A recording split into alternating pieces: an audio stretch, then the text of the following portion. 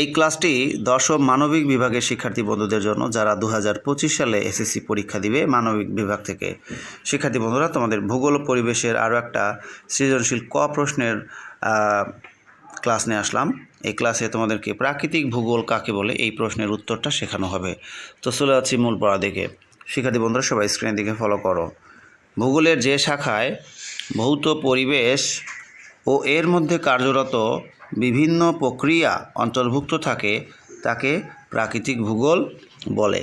আমি আবার বলতেছি, ভূগোলের যে শাখায় ভৌত পরিবেশ ও এর মধ্যে কার্যরত বিভিন্ন প্রক্রিয়া অন্তর্ভুক্ত থাকে তাকে প্রাকৃতিক ভূগোল বলে।